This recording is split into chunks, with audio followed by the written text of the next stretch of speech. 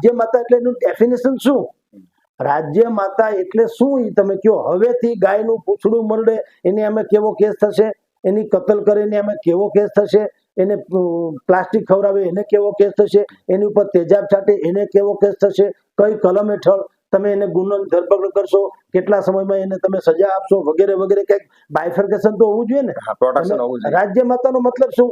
હું તમને હમણાં જ ઉદાહરણ આપું. તમે કાલથી કહો જગદીશભાઈ ને આજથી શ્રીમાન કેવા, પણ શ્રીમાન કહો પણ મને કોઈક મારવા આવતો હોય તો એ તો શ્રીમાન નહીં મારે.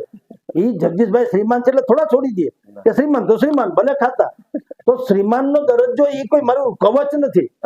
એ ખાલી તમારા કહેવાતું આદર પાત્ર વાળું એક વસ્તુ છે, પણ એનાથી ઓલું શું મોંઘવારી કે શ્રીમાન ને ન નડે, ટ્રાફિક શ્રીમાન ને ન નડે, ખાડા શ્રીમાન ને ન નડે. તો એનો આ રાજ્ય માતા એવું આવરણ છે. એનો મતલબ શું? એના કરતા તમે એને કે ડેફિનેશન કયો કે હવે પછી ગાયની ઉપર આટલા આટલા આટલા પ્રકારના જુલમ કરનારા સામે અમે આવી આવી આવી કાર્યવાહી કરશું, તો વાત બરાબર છે. પણ ઓલાય ટાપીને બેઠા હોય, 3 દી છાપામાં આવી ગયું, ધરાઈ ગયા, હવે બીજે પાસે જવું ને પાછું, એટલે હવે અહીંયા પાણીના ઘોટલા બીજે ક્યાંક ઉતારશો, આ અલગ ચલાણું ઓલે ઘેર ભાણું.